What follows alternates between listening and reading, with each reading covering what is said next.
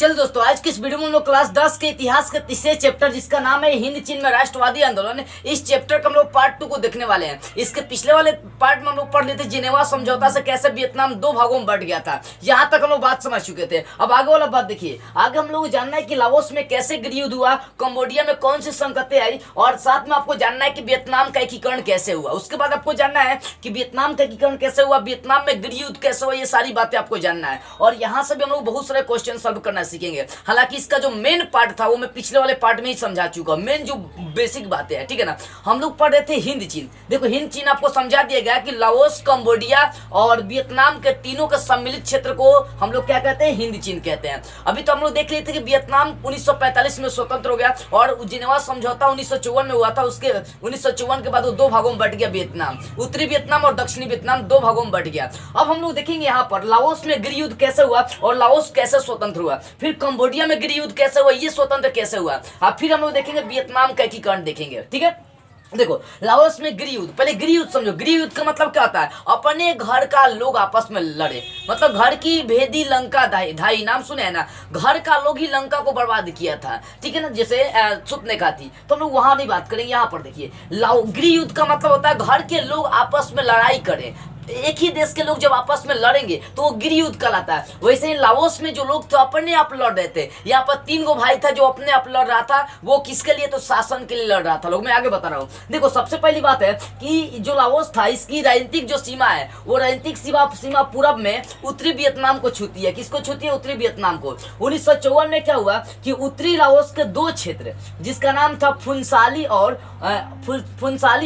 होउ of France, क्या नाम था, फुनसाली और होउ ऑफ फ्रांस नाम था। यहाँ पर इन दोनों जगहों पर साम्यवादी गुट का कब्जा था, मतलब साम्यवादी लोगों का अधिकार था, ठीक है ना। साम्यवादी लोग जैसे हो ची मिन थे, हो ची मिन का अधिकार था। यानी 1954 में उत्तरी लाओस के 2 क्षेत्र जिसका नाम था फुनसाली और होउ ऑफ फ्रांस, इन दोनों पर साम्यवादी का अधिकार हो गया था। उसके बाद देखिए, इसके बाद यहाँ से वियतनाम के एकीकरण की आवाजें उठने लगी। वियतनाम जैसे वियतनाम 2 भागों में बटा था, उत्तरी वियतनाम, दक्षिणी वियतनाम, तो वियतनाम के भी एकीकरण के लिए क्या होने लगी, आवाजें उठने लगी। उसके बाद देखिए यहाँ पर 3 भाई थे, कहाँ, लाओस में।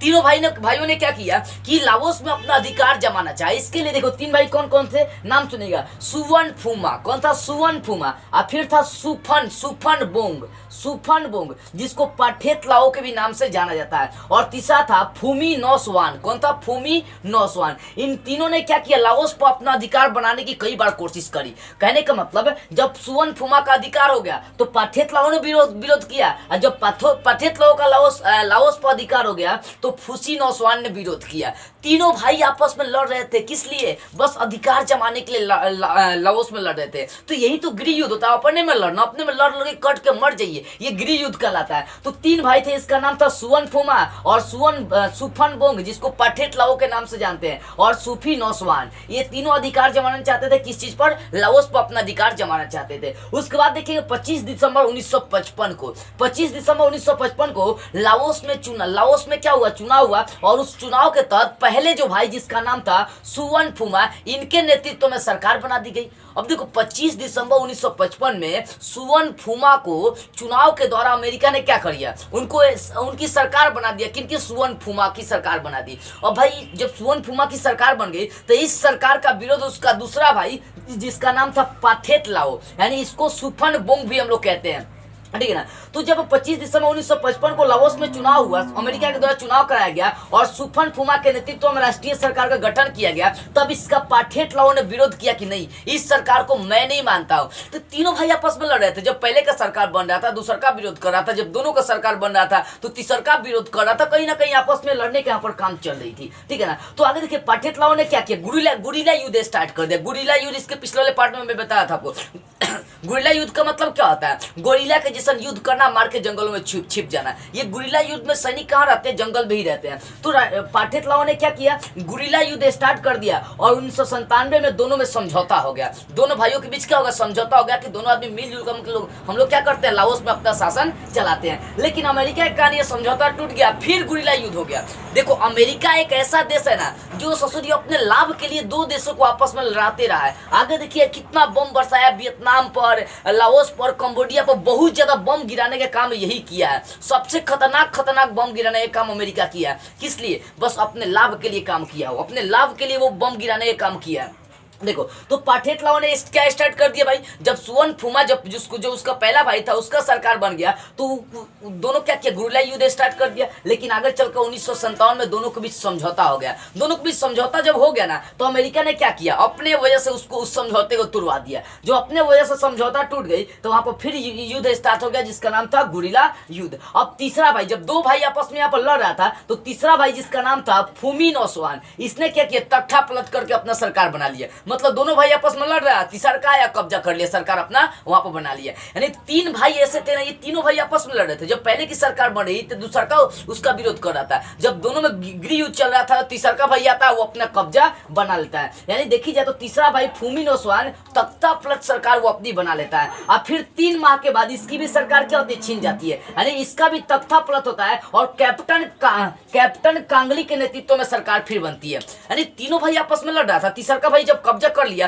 तो फिर 3 माह तक उसकी सरकार रही, मतलब 3 महीने तक उसकी सरकार रही। आज 3 महीने के बाद फिर कैप्टन कांगुली नाम का एक व्यक्ति ने क्या किया, मतलब तख्ता पलट सरकार कर दिया, उसको हटा दिया, तीसरे भाई को हटा दिया। मतलब नौसवान को, फुमीनोसवान को हटाकर तख्ता पलट करके फिर वो अपनी सरकार बना ली। अब देखो जब कैप्टन कांगली का सरकार बन गया तो तीनों भाई आपस में मिलकर कैप्टन कांगली से युद्ध किया और उस युद्ध में कैप्टन कांगली को बुरी तरह से हारना पड़ा और वहां से कैप्टन कांगली क्या किया, सरकार छोड़कर भाग गया। वो अपना पद छोड़कर, गद्दी छोड़कर भाग गया। ठीक है ना। आगे देखो अब क्या होता है, अमेरिका चुनाव द्वारा क्या करना चाहता है, अमेरिका वहां पर चुनाव कराया और चुनाव के द्वारा सुवन फुमा को प्रधानमंत्री बनाया और वहां का उप प्रधानमंत्री पाठेतलाहो को बना दिया, दूसरका को उप प्रधानमंत्री बना दिया। पहले भाई को प्रधानमंत्री और दूसरे को उप प्रधानमंत्री। भाई अभी दूसरका भाई संतुष्ट नहीं था, वो बोल रहा था कि हम प्रधानमंत्री बनेंगे, अब पहला बोल रहा था कि हम प्रधानमंत्री बनेंगे। अमेरिका क्या किया, वहां पर लाओस में चुनाव कर दिया और चुनाव कराने के दौरान पहले भाई को सुवन फुमा को बना दिया प्रधानमंत्री और दूसरे भाई को पाठेतलाहो को प्रधानमंत्री बना दिया। अब पाठेतलाहो घबरा गया, बोला कि हम प्रधानमंत्री बनेंगे। इसके भी आगे लफड़ा चलता है, देखिए यहाँ पर ध्यान दीजिएगा। अब क्या होता है कि 1970 में पाठेतलाहो ने क्या किया, जॉर्ज के मैदान में लाओस पर आक्रमण कर दिया, बोला कि हम प्रधानमंत्री बनेंगे, हम उप प्रधानमंत्री नहीं बनेंगे। तो पाठेतलाहो ने 1917 में क्या किया, जॉर्ज के मैदान में, वही के लाओस के एक जगह का नाम है जॉर्ज का मैदान, ठीक है ना, जॉर्ज के मैदान में लाओस पर क्या किया, आक्रमण कर दिया। अब देखो 1971 में दक्षिणी वियतनाम और लाओस, ध्यान दीजिएगा 1971 में दक्षिणी वियतनाम और लाओस पर, लाओस में क्या हुआ कि अमेरिका के सैनिक वहां पर प्रवेश कर गए। किसके सैनिक, अमेरिका के सैनिक प्रवेश कर गए। क्यों कर गए भाई, तो जो पाठेतलाहो था इसके आक्रमण को रोकने के लिए। तो कहां कहां, दक्षिणी वियतनाम और लाओस में, क्योंकि लाओस में भी युद्ध चल रहा था। दक्षिणी वियतनाम किसके, तो फ्रांस के शासन में था, फ्रांस के अधिकार में था। अभी सिर्फ उत्तरी वियतनाम जो था ना वो हो ची मिन के अधिकार में आ गया था, वो स्वतंत्र कर दिया गया था, ठीक है ना। तो यहाँ पर 1971 में दक्षिणी वियतनाम और लाओस में अमेरिका ने क्या किया, अपना सैनिक वहां पर प्रवेश कराया। आगे देखो हो ची मिन मार्ग पर फिर अमेरिका ने क्या किया, अपने सैनिक के बदौलत कब्जा कर दिया। अब हो ची मिन मार्ग क्या है, आपको पहले ही समझा दे। देखो हो ची मिन मार्ग क्या था, एक ऐसा मार्ग था जो लाओस, कंबोडिया और वियतनाम से होकर गुजरता था। अमेरिका इस पर इसलिए कब्जा करना चाहता था ना क्योंकि उत्तरी वियतनाम दक्षिणी वियतनाम दोनों को जोड़ने का काम कर रही थी। तो दक्षिणी वियतनाम वाला सैनिक उत्तरी वियतनाम वाला सैनिक दक्षिणी वियतनाम पर अटैक कर देते थे, लेकिन अमेरिका बार बार उस जो हो ची मिन मार्ग था इसको तोड़ने का काम करता था। लेकिन वहाँ की महिलाएं, वहाँ के जो पुरुष थे लगले उस पुल को बना देते थे, लगले उस मार्ग को फिर मरम्मत कर देते थे। कहीं ना कहीं आप महिलाएं और पुरुष सब मिलकर युद्ध कर रहे थे, बस वो वियतनाम की आजादी चाह रहे थे, वियतनाम का एकीकरण चाह रहे थे। आगे देखो तो 1971 में क्या हुआ, दक्षिणी वियतनाम और लाओस में अमेरिका ने अपने सैनिक भेजा दिया और हो ची मिन मार्ग को वो अपना कब्जा बना लिया। यहाँ अमेरिका बुरी तरह से फंस गया इस मार्ग पर। कौन, हो ची मिन मार्ग पर बुरी तरह से फंस गया। कैसे फंस गया, देखो यहाँ पर लाओस के जो लोग थे ना बड़ी जबरदस्त विरोध किए थे कि नहीं तुम वापस जाओ, नहीं युद्ध, मतलब तुम वापस जाओ। लाओस के लोग घेर लिए, फिर वो उत्तरी वियतनाम के लोग घेर लिए। भाई दक्षिणी वियतनाम ना तुम्हारे कब्जा में है। तो कहीं ना कहीं यहाँ से अमेरिका को वापस लौटना पड़ा था हो ची मिन मार्ग से, क्योंकि लाओस को लोगों ने बहुत जबरदस्त विरोध किया था। तो यहाँ से अमेरिका को वापस लौटना पड़ा था। तो ये थी लाओस की गृह युद्ध की बातें।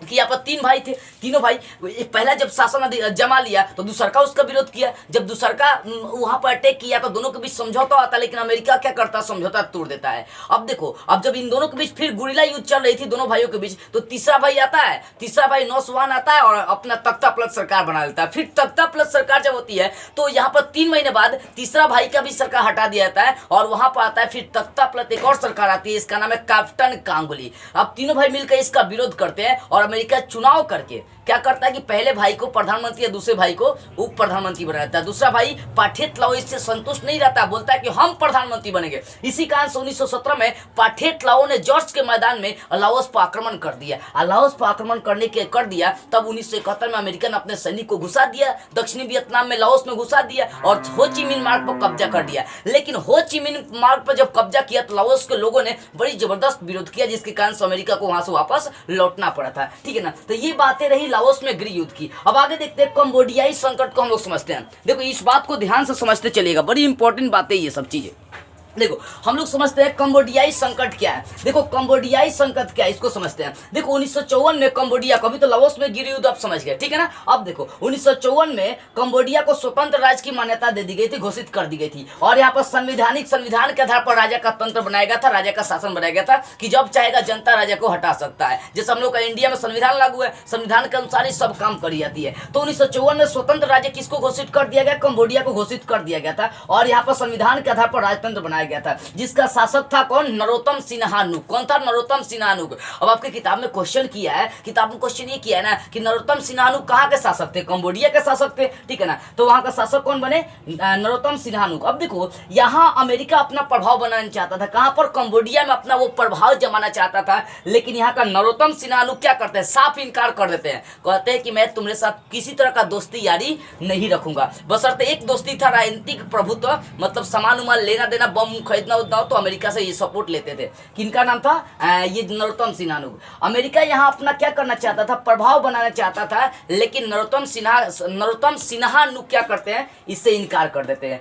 आगे क्या होता है कि 1965 में अमेरिका द्वारा सीमावर्ती गांवों पर आक्रमण कर दिया जाता है। देखो एक बात यहाँ पर समझने वाली है कि अमेरिका का जो बात नहीं मानता है ना, अमेरिका उस पर अटैक कर देता है। इस ससुरी का सबसे बड़ी खासियत है। जैसे नरोत्तम सिन्हानुक ने क्या किया, उनकी बातों को नहीं माना। जब उनकी बातों को नहीं माना तो 1965 में अमेरिका ने क्या किया, कंबोडिया के सीमावर्ती गांव में अटैक कर दिया और उस पर बड़ी भीमबारी, मतलब भीषण बारी युद्ध किया, बड़ी बम गिराया था, जिसके कारण से जो नरोत्तम सिन्हानुक थे ना, वो क्या किए, उससे राजनीतिक संबंध भी तोड़ लिए, रिश्ता भी तोड़ लिए। क्या बोले कि अब तुमसे हम कोई रिश्ता नहीं रखेंगे, क्योंकि तू हमारे गाँव पर अटैक कर रहा है, वहां के लोगों पर बम गिरा रहा है, तो हम तुम्हें संग कैसा रिश्ता रखेंगे भाई। तो अमेरिका ने क्या किया, कंबोडिया के जो सीमावर्ती क्षेत्र थे, मतलब सीमा से संबंधित जो गांव था, सीमा का अगल बगल, उस पर बम बरसाता है, जिसके कारण से नरोत्तम सिन्हानुक उससे सारा रिश्ता तोड़ लेते हैं। अब इसके कारण से अमेरिका और बिखला जाता है। अमेरिका इसलिए बिखलाता है कि तो हमसे सब रिश्ते तोड़ दिया है, और जब ये नरोत्तम सिन्हानुक अमेरिका से अपना राजनीतिक रिश्ता तोड़ लेते हैं तो रूस की ओर ये झुकाव करने लगते हैं। और रूस किसका है, तो रूस साम्यवादी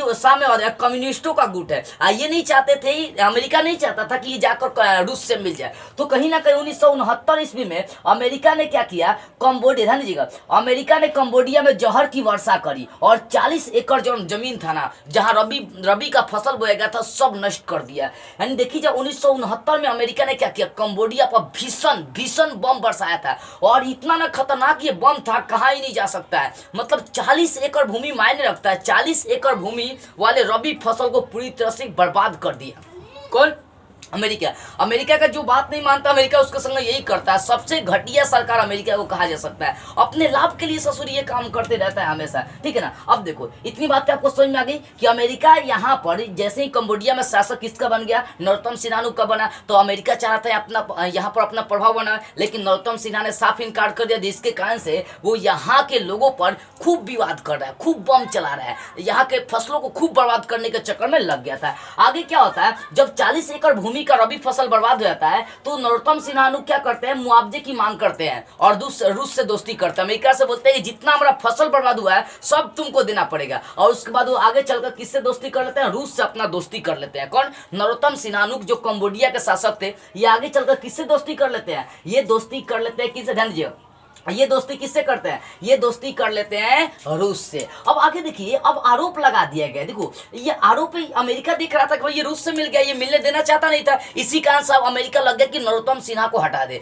वो आरोप लगा दिया कि जो सिन्हानुक मतलब जो नरोत्तम सिन्हानुक है वो उत्तरी वियतनाम और वियतकांग से इसका संबंध है। अब भाई वियतकांग क्या था? देखो वियतकांग क्या था तो मैं आपको आगे बताऊं। देखो वियतकांग क्या था, तो ये दक्षिणी वियतनाम में कुछ लोगों ने अपना क्या किया, दल बना लिया था जिसको वियतकांग कही जाती है। दक्षिण जैसे उत्तरी वियतनाम जो था ना वो तो स्वतंत्र हो चुका था, वो हो ची मिन के अधिकार में था, लेकिन दक्षिणी वियतनाम वो साम्यवादियों के गुट में नहीं था, वहां पर फ्रांस का अभी भी अधिकार था। तो वहां के लोगों ने एकीकरण पर जोर डाला कि नहीं भाई हम लोग पूरी तरह से दक्षिणी और उत्तरी वियतनाम मिलना चाहते हैं। तो ये तो संभव नहीं था, अमेरिका तो चाहता नहीं था कि दोनों मिले, ठीक है ना। अब देखो दोनों को अमेरिका चाहता नहीं था, जिसके कारण से दक्षिणी वियतनाम के लोगों ने एक दल बनाया था जिसका नाम पड़ गया था वियतकांग। तो ये आरोप लगा दिया अमेरिका आरोप ये लगाया ना कि यही जो सिन्हानुक साहब है, जो नरोत्तम सिन्हानुक साहब है, जो कंबोडिया का सरकार है, ये जो है ना उत्तरी वियतनाम और वियतकांग से मिला हुआ है। तो 18 मार्च 1970 को सिन्हानुक साहब को मतलब नरोत्तम सिन्हानुक साहब को सरकार से क्या कर जाती है, हटा दी जाती है। राष्ट्रीय संसद बुलाई जाती है, उसके बाद इनको हटा दी जाती है। कब?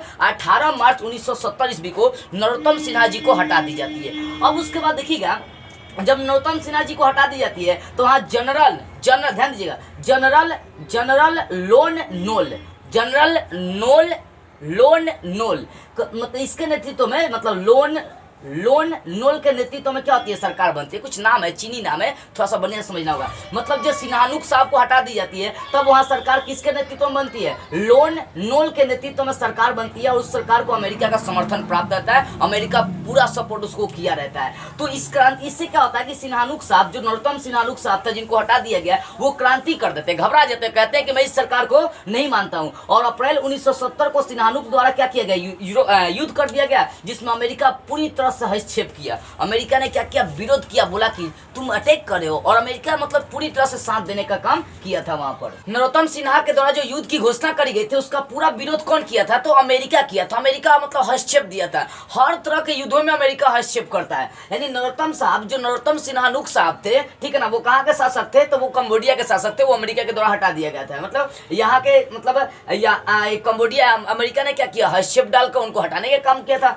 देखो बाबू आगे देखते हैं। तो अप्रैल 1970 में सिन्हानुक साहब द्वारा युद्ध किया गया, जिसका हस्तक्षेप पूरी तरह से कौन किया था, अमेरिका किया था। बाद में अमेरिकी राष्ट्रपति निक्सन साहब जो थे, अमेरिका के राष्ट्रपति उस समय कौन थे, उस समय 1970-71 की बात कर रहे हैं, उस समय अमेरिका के राष्ट्रपति निक्सन थे, ठीक है ना। निक्सन साहब ने क्या किया कि यहाँ पर ये जो युद्ध कर रहे थे सिन्हानुक साहब, उनके विरोध में खड़े थे। अब विरोध में खड़े थे भाई, विरोध में मतलब हस्तक्षेप डाल रहे थे, तो यहीं पर अमेरिकी जो लोग थे वो विरोध करने लगे कि आप दूसरे के मामले में काला हस्तक्षेप करते, छोड़ दीजिए, उसका अपना मामला लड़ रहा, अपने देश को स्वतंत्र करा रहा, अपने राज्य को स्वतंत्र कराने के चक्कर में आप काला हस्तक्षेप देते हैं। तो कहीं ना कहीं देखी जाए अमेरिकी राष्ट्रपति जो निक्सन उस समय के थे, उस समय उनका विरोध करने वाला उन्हीं के लोग था, अमेरिका के लोग ही थे, विरोध कर रहे थे, ठीक है ना। आगे चलकर 16 मई 1917 में जकार्ता में एक सम्मेलन बुलाया गया था कि ताकि युद्ध नहीं हो। युद्ध मतलब होने से क्या, देखो कहीं ना कहीं अमेरिका क्या करता है, बड़ी खतरनाक युद्ध करता है, ससुरी सब पर बम गिराने का काम कर देता है सब। देखो आगे मैं आपको बताऊंगा कैसे ये सब पर बम गिराने का काम करता है। तो 16 मई 1917 में अमेरिका ने क्या किया, जकार्ता एक एरिया का नाम है, वहां पर सम्मेलन बुलाता है, और यह सम्मेलन पूरी तरह से सफल रहता है, लेकिन कंबोडिया की स्थिति में कोनो सुधार नहीं होता है, ठीक है ना। सम्मेलन बुलाया गया लेकिन सफल भी रहा, लेकिन कोई सुधार नहीं हो पाया कंबोडिया में। आगे देख सकते हैं 9 अक्टूबर 1970 को आगे चलकर जो नरोत्तम सिन्हानुक थे वो अपने युद्ध के द्वारा 9 अक्टूबर 1970 को कंबोडिया को गणतंत्र राज्य की मान्यता दे दिए। मतलब कंबोडिया को गणतंत्र घोषित करने का काम किए थे कौन, नरोत्तम सिन्हानुक, ठीक है ना। आगे देखो आगे था, आगे चलकर 1975 में गृह युद्ध समाप्त हो गया। कहीं ना कहीं देखो जैसे ही उसको गणतंत्र घोषित किया गया तो 1975 में गृह युद्ध जो हो रहे थे, यहाँ पर कंबोडिया के जो लोग आपस में लड़ रहे थे, वो गृह युद्ध क्या हो गया, समाप्त हो गया, और वहां का फिर शासक बन गए थे सिन्हानुक साहब। मतलब नरोत्तम सिन्हानुक साहब क्या हो गए, फिर वहां का शासक बन गए। और ये कब बने थे, तो मतलब ये शासक बने थे 1975 में, यानी 1975 में फिर ये बन गए कहाँ के शासक, तो ये कंबोडिया के शासक बने कौन, नरोत्तम सिन्हानुक साहब। लेकिन 1975 में बने, लेकिन 1978 में जाकर संन्यास ले लिए। 1975 में बने लेकिन 1978 में संन्यास ले लिए कि अब हम राजनीति में नहीं आएंगे, अब हम राजा उजा नहीं बनेंगे। यानी 1978 में संन्यास लेने का काम किए थे नरोत्तम सिन्हानुक साहब। आगे देख सकते हैं, आगे जब ये जब शासक बन गए वहां के, तो वहां कंबोडिया का नाम बदल के इसका कंपुचिया रख दिया गया। अब कई बार ऑब्जेक्टिव में क्वेश्चन पूछता भी है कि कंबोडिया का दूसरा नाम क्या है, तो कंबोडिया का दूसरा नाम कंपुचिया है। कब? नरोत्तम सिन्हानुक जब दोबारा वहां का शासक बने, तो उस समय कंबोडिया का नाम चेंज करके कंपुचिया रख दिया गया था। क्या रख दिया गया? कंपुचिया। आगे देखो, जब कंपुचिया जब ये रिटायर ले लिया 1978 में, भाई जब रिटायर हो गए, तो वहां पे एक नया शासक बना जिसका नाम था ख्यू सम्फान एंड पोलपोट। देखो थोड़ा सा नाम सब थोड़ा सा हटट क्या रही है, मतलब उस समय जब नरोत्तम सिन्हानुक जी 1978 में जब रिटायर ले लिए कि भाई हम रिटायर हो गए, अब हम संन्यास ले रहे हैं, तो उस समय फिर वहां का कंबोडिया का शासक बना था जिसका नाम था ख्यू सम्फान एंड पोलपोट। कौन था नाम सुनिए? ख्यू सम्फान और पोलपोट। ख्यू सम्फान एवं पोलपोट वहां का फिर क्या हो गया? शासक बन गया। लेकिन ये जो शासक था ना, आतंकवादी टाइप का था, तानाशाही सरकार था, और इसके सरकार में आतंकवाद की दौर हुई। समझ में आ रही बुआ? तो इसके खिलाफ फिर 1969 में हेग सामरिन नाम का जो व्यक्ति था, उन्होंने क्या किया? आंदोलन कर दिया और ख्यू सम्फान एवं पोलपोट को हरा दिया, पूरी तरह से उसको पराजित कर दिया, और वहां पर साम्यवादी सरकार वो अपने नेतृत्व में बनाया। और उसी समय रूस और चीन जो थे ना, ये कंबोडिया के सामने आए थे। यानी चीन भी अपनी शक्ति का प्रदर्शन किया था और रूस भी अपनी शक्ति का प्रदर्शन किया। यानी जब यहाँ पर साम्यवादी सरकार लागू कर गई, तब जाकर रूस और चीन आमने सामने आए थे कि अब देखिए मेरा ताकत क्या है। तो इस तरह से कंबोडिया में ये सब संकट हुए थे। जैसे फिर से एक बार समझो, 1954 में कंबोडिया को स्वतंत्र राज्य घोषित कर दिया गया और वहां का शासक नरोत्तम सिन्हा को बना दिया गया। लेकिन अमेरिका भी वहां पर अपना दाव पेच बनाना चाहता था, तो अमेरिका का दाव पेच बन नहीं रहा था, जिसके कारण से नरोत्तम सिन्हा इनकार कर दिया, बोले कि नहीं हम तुमसे कोई मदद नहीं लेंगे भाई, किसी भी चीज में तुमको यहाँ पर माने नहीं देंगे। इसी को लेकर अमेरिका ने क्या किया? 1969 में कंबोडिया में जौहर की वर्षा किया था, जिसके कारण से 40 एकड़ भूमि रबी के फसल वाला बर्बाद हो गया। उसके बाद नरोत्तम सिन्हा को मांग किए मुआवजे का, भाई तुम इतना बर्बाद किया तो उसका भरपाई कौन करेगा? और जाकर उसी समय रूस से दोस्ती कर लिए। जब ये रूस से दोस्ती कर लिए ना, तो ये और घबरा गया कि भाई ये तो रूस की ओर जा रहा है। मतलब ये जो नरोत्तम सिन्हा थे, ये किससे हाथ मिलाने लगे? तो नरोत्तम सिन्हा से मिलाने लगे। इसी सब चीज को देखकर अमेरिका ने क्या किया? उनको हटाने का काम किया। बोला कि नहीं, ना रहेगा बांस ना बजेगा बांसुरी। नरोत्तम सिन्हा को हटा दिया। नरोत्तम सिन्हा बोले कि नहीं, गलत बात है, मैं अपने कंबोडिया का शासक को आप कैसे हटा सकते हैं? वहां के लोगों को भड़का के क्या किया? हड़का दिया। अब जो कंबोडिया के शासक नरोत्तम सिन्हा थे, ये क्या किए? युद्ध कर दिए। बोले कि हट गए, युद्ध कर दिए। युद्ध करने के बाद फिर वहां पर वो शासक बनते हैं बाद में अपने संघर्ष से। जब शासक बनते हैं तो 1975 में फिर वहां का शासक बनते हैं कंबोडिया का। 1978 में रिटायरमेंट लेते हैं, फिर वहां एक नया शासक बनाया जाता, लेकिन वो आतंकवादी था। इसी कारण से मतलब वो तानाशाह था, जनता पर अत्याचार करता था। इसी कारण से उसको हेम सामरिन नाम का मतलब एक क्रांतिकारी ने क्या किया? हटाने का काम किया। और उस समय साम्यवादी सरकार वहां पर गठन करी गई। फिर कहा? कंबोडिया में साम्यवादी सरकार गठन कर दी गई। अब देखो, ये तो आपको समझ में कंबोडियाई कौन कौन संकट था, ठीक है ना? उसमें अमेरिका अपना हस्तक्षेप डालने का काम किया। अब हम लोग समझते हैं वियतनामी गृहयुद्ध और अमेरिका। वियतनामी गृहयुद्ध मतलब वियतनाम में कैसे गृहयुद्ध हुआ? जैसे अभी देखे थे लाओस में गृहयुद्ध, ठीक है ना? अभी देख लिए कंबोडिया में जो संकटें मंडरा रही थी। अब देख रहे हैं वियतनामी गृहयुद्ध, और उसमें अमेरिका ने अपना कैसे हस्तक्षेप किया, विरोध किया, इस बात को हम लोग समझते हैं। देखो, वियतनामी गृहयुद्ध का मतलब वियतनाम के लोग अपने में कैसे लड़ रहे थे, इस बात को आपको समझना है, तो फोकस करिएगा। देखो, सबसे पहली बात है 1954 में आपको इसके पिछले वाले पार्ट में पढ़ाया गया था कि जेनेवा समझौता हुआ था। किनके वियतनाम और फ्रांस, इस सबका बीच क्या हुआ था? समझौता हुआ था। देखो, जेनेवा समझौता 1954 में हुआ था, और इस समझौते के तहत वियतनाम को दो वर्गों में बांट दिया गया, उत्तरी वियतनाम, दक्षिणी वियतनाम, जिसमें उत्तरी वियतनाम जो था ना शक्तिशाली था और दक्षिणी वियतनाम कमजोर था। इसी कारण से उत्तरी वियतनाम चाहता था ना कि हम इसको मिला ले। आज जेनेवा समझौता में कहा गया था कि चुनाव करा के दोनों वियतनाम का वर्गीकरण कर दिया जाएगा, ऐसा बोला था अमेरिका, ठीक है? तो जिनेवा समझौता 1954 में हुआ था, इसमें वियतनाम को दो वर्गों में बांट दिया गया। एक दक्षिणी वियतनाम जहां पर साम्यवादी सरकार था लेकिन बहुत मजबूत था, और दूसरा उत्तरी वियतनाम। देखो, उत्तरी वियतनाम में साम्यवादी सरकार था, ये बड़ी मजबूत था। अब जो दक्षिणी वियतनाम था वहां पूंजीवादी सरकार बना दी गई थी, धनी मनी, जिसका समर्थन अमेरिका ये सब करने का काम करते थे, मतलब समर्थन अमेरिका करता था। यानी जो दक्षिणी वियतनाम था वो कमजोर पड़ रहा था और उत्तरी वियतनाम ताकतवर पड़ रहा था। और जिनेवा समझौता में ये बात बताई गई थी कि 1956 में चुनाव करा के दोनों का एकीकरण कर कर दिया जाएगा, उत्तरी वियतनाम और दक्षिणी वियतनाम का एकीकरण कर दिया जाएगा। 1954 में जिनेवा समझौता हुआ और उसी समय यह बात स्पष्ट कर दिया गया था कि दोनों वियतनाम का एकीकरण कर दिए जाएंगे, ऐसा अमेरिका खुद बोला था। लेकिन वो अपने बात पर भरोसा रखने वाला थोड़े उस बाद में ये सब। देखो इसी सब लेकर 1960 में क्या हुआ, वियतकांग की स्थापना करेगी। वियतकांग कौन था, तो राष्ट्रीय मुक्ति दल था। क्या था, राष्ट्रीय मुक्ति सेना चाहे राष्ट्रीय मुक्ति दल था। ये चीनी भाषा में मुक्ति कांग हो गया, इसका हिंदी राष्ट्रीय मुक्ति दल, राष्ट्रीय मुक्ति सेना आप कह सकते हैं, समझिए। तो 1960 में वियतकांग की स्थापना करी गई और 1961 में दक्षिण वियतनाम में आपातकाल की घोषणा लागू कर दी गई। अब समझो वियतकांग कहाँ के सैनिक थे, तो वियतकांग दक्षिण वियतनाम के ही सैनिक थे। अब बोलेंगे कैसे, देखो उत्तरी वियतनाम दक्षिणी वियतनाम, दो वियतनामों में बंटने का काम, मतलब दो वियतनाम जो था ना दो भागों में बंट गया, उत्तरी वियतनाम दक्षिणी वियतनाम। तो उत्तरी वियतनाम तो स्वतंत्र था, उसमें हो ची मिन का शासन था, ठीक है ना। लेकिन दक्षिणी वियतनाम में स्वतंत्रता नहीं थी। अब दक्षिणी वियतनाम को जो लोग थे ना वो भी मिलना चाहते थे, वियतनाम का एकीकरण करना चाहते थे। इसी कारण से दक्षिणी वियतनाम के कुछ लोगों ने एक दल बनाया था जिसका नाम पड़ गया था वियतकांग, और उसको राष्ट्रीय मुक्ति सेना भी हम लोग कहते हैं। तो जो वियतकांग हम लोग सब लेकर चलेंगे, चाहे दल लेकर चलेंगे, ये दक्षिणी वियतनाम का ही था। दक्षिणी वियतनाम के लोग दक्षिणी वियतनाम को मिलाना चाहते थे उत्तरी वियतनाम में, यानी वियतनाम का एकीकरण करना चाहते थे पूरी तरह से, ठीक है ना। तो 1961 में दक्षिणी वियतनाम में जब वियतकांग लोग जो दल बनाया गया था, संघर्ष किया, भाई मिलो उसमें, मिलो उत्तरी वियतनाम में, तब इसने आपातकाल की घोषणा लागू कर दी। और आपातकाल की घोषणा लागू करने के बाद क्या हो गया,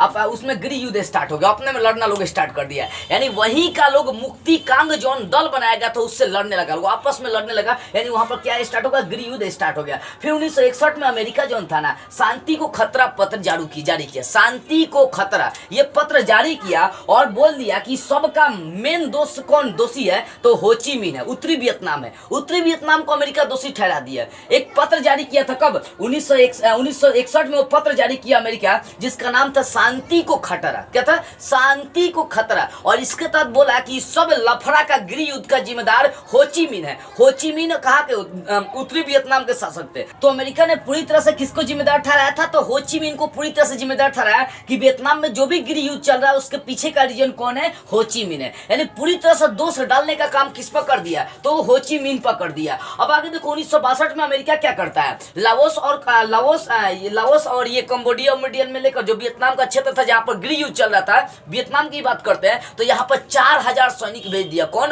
अमेरिका। प्रवेश करा दिया कहां पर, वियतनाम में प्रवेश करा दिया। कब, 1962 में। 1962 में अमेरिका ने क्या किया, 4000 लगभग सैनिक दक्षिणी वियतनाम में प्रवेश करा दिया। और लोग तो यहाँ पर क्रांति कर ही रहते, यहाँ का वियतकांग जो दल था वो क्रांति कर रहा था। उत्तरी वियतनाम चाहता था कि उसको भी मिला दे, तो उत्तरी वियतनाम भी क्रांति कर रही थी और वियतकांग दल भी आगे क्रांति कर रही थी। तो 4000 सैनिक अमेरिका यहाँ पर उतार दिया। बस अमेरिका ये चाहता था ना कि इसका एकीकरण नहीं हो, अमेरिका सबसे बड़ा बाधक बनते जा रहा था, ठीक है। तो 1962 में अमेरिका ने 4000 सैनिक उतार दिया। और 1963 में यहाँ एक सरकार, 1962 यहाँ का जो सरकार भी चल रहा था, यहाँ पर देखो, यहाँ 1963 में न्यू दिन दियम, सब चीनी नाम है, न्यू दिन दियम,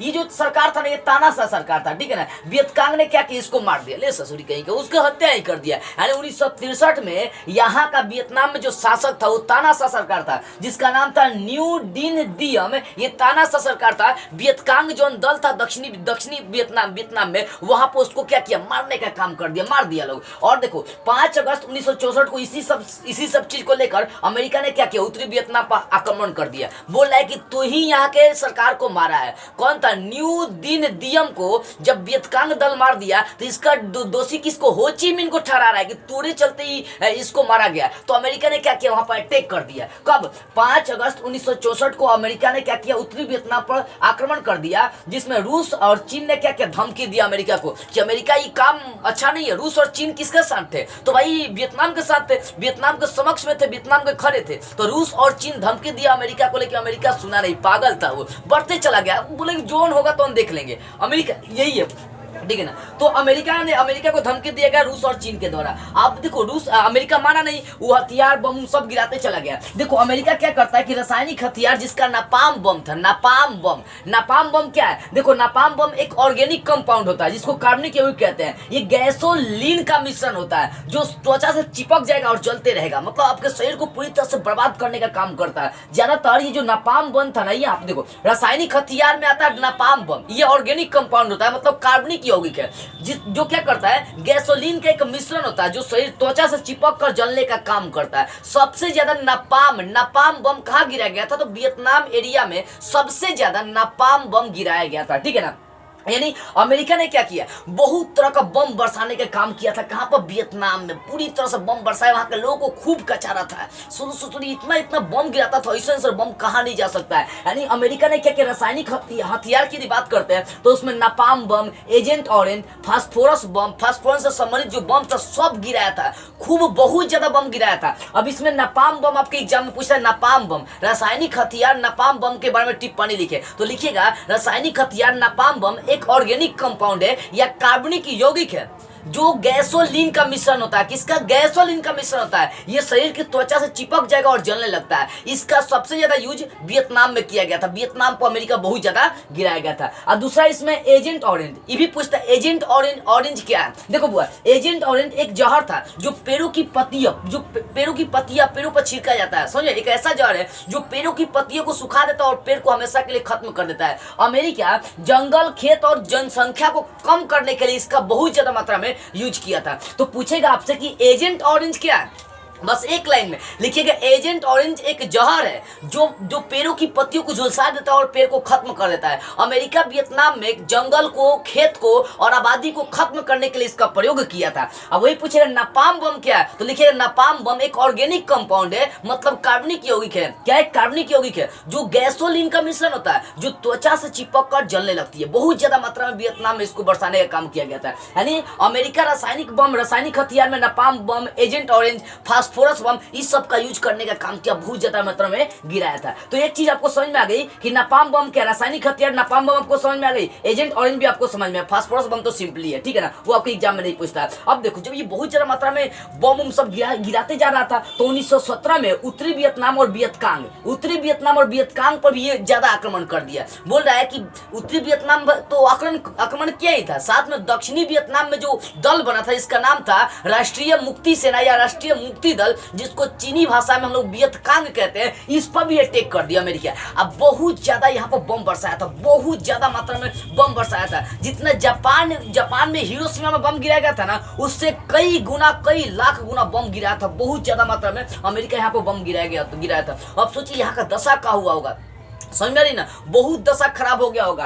यानी ये तो नापाम बम, एजेंट ऑरेंज, फास्फोरस बम बहुत गिराया, उसके साथ वियतकांग को भी, अपने भी एरिया को नहीं छोड़ने वाला था जहां इसका समर्थन था, जहां ये अपने अनुसार सरकार को नचाता था दक्षिणी वियतनाम में, वहां भी बम गिराया। यानी 1917 में उत्तरी वियतनाम और वियतकांग पर भी ये आक्रमण किया और वहां पर बहुत ज्यादा बम बरसाने का काम किया। अब देखिए, रसेल नाम का एक प्रसिद्ध दार्शनिक थे, मतलब वो दार्शनिक थे, उन्होंने देखा कि अमेरिका बहुत बुरा कर रहा है, तो इन्होंने, रसेल नाम के जो प्रसिद्ध दार्शनिक थे, इन्होंने अदालत लगाया और उस अदालत में अमेरिका को गलत ठहराया, अमेरिका को दोषी ठहराया। अब पूछता है कि किसने अदालत लगाकर अमेरिका को दोषी ठहराया था, तो रसेल नाम के प्रसिद्ध दार्शनिक थे, उन्होंने क्या किया, अमेरिका को दोषी ठहराया था। यानी अदालत लगाने का काम कौन किया था, जैसे आज अदालत नहीं है सब फैसला करने के लिए, और सही अदालत लगाने का काम किए थे रसेल, जो अमेरिका को दोषी ठहराए, और लेकिन फिर भी अमेरिका को दोषी ठहरा दिए, लेकिन फिर भी युद्ध जारी रखा, ससुरी माना नहीं, युद्ध करते जा रहा है, भले रूस उसके सामने आ रहा है, चीन सामने आ रहा है, मानने वाला नहीं था, युद्ध अपने वो जारी रखा। और देखो, अब देखी जाए, अब दक्षिणी वियतनाम, उत्तरी वियतनाम की ये लोग जो थे ना, महिलाएं भी यहाँ पर सामने आने लगी, महिलाएं भी चढ़ बढ़कर जिस एरिया में अमेरिका बम गिरा रहा था उसमें चढ़ बढ़ का हिस्सा लेने का काम महिलाएं भी करने लगी थी। महिलाएं कम थोड़े है भाई, वो भी युद्ध में चढ़ बढ़ का हिस्सा लेने लगी। अब देखो, हो ची मिन मार्ग पर अमेरिका क्या कर रहा था, बार बार बम गिरा दे रहा था। वो जानता था कि उत्तरी वियतनाम, दक्षिणी वियतनाम, लाओस, कंबोडिया का आने जाने का यही मार्ग है, तो बार बार वो बम गिराता था। लेकिन वहां पर महिलाएं जो पुरुष थे, ये क्या करते थे, बार बार उस मार्ग का, उस रास्ते का मरम्मत कर दे रहे थे। आपको बताएगा ना कि हो ची मिन मार्ग क्या है, तो हो ची मिन मार्ग एक ऐसा मार्ग है जो लाओस, कंबोडिया और वियतनाम तक होकर जाता है, समझ में बुआ। तो इस मार्ग को हमेशा क्या करता था, अमेरिका तोड़ देता था, लेकिन यहाँ के लोग उसका मरम्मत कर देते थे। 1968 में वियतकांगों ने क्या किया, अमेरिका जहां बम का ठिकाना था ना अमेरिका का, उस सबको वियतकांग लोग नष्ट कर दिया, क्योंकि वियतकांग लोग ये जानते थे कि भाई इसका जो जो ठिकाना है जब उसी को बर्बाद कर देंगे तो अमेरिका काची से बम गिराएगा। तो वियतकांग लोग क्या किए, वियतकांग जो दल था 1968 में अमेरिका के जो ठिकाना बम वाला ठिकाना था उसी को बर्बाद कर दिया, ले ससुरी सब काम खत्म कर दिए। अब तो अमेरिका कमजोर पड़ जाएगा। अब देखो अमेरिका जो था ना, जब उसका पूरा ठिकाना खत्म कर दिया गया तो अमेरिका तीन तरफा युद्ध में फंस गया। तीन तरफा, एक तरफ से एक तरफ से चीन, दूसरे तरफ से रूस और तीसरे तरफ से वियतनाम के लोग खड़े थे। यानी अमेरिका देखी जाए तीन तरफा युद्ध में फंस गया और फिर वो अपनी सेना को वापस बुला लिया। वापस नहीं भागेगा तो क्या करेगा। जब अमेरिका यहां से वापस जाने लगा तो 1968 में वो सबसे पहले पेरिस में एक शांति वार्ता बुलाया, शांति स्थापित करना चाहता था, लेकिन 6 माह तक अमेरिका इसको सफल नहीं होने दिया और युद्ध चलते रह गया, युद्ध चलते रह गया। समझ में 6 माह तक इस शांति वार्ता को पेरिस में जो सम्मेलन बुलाया गया था उसको खत्म नहीं होने दिया अमेरिका। फिर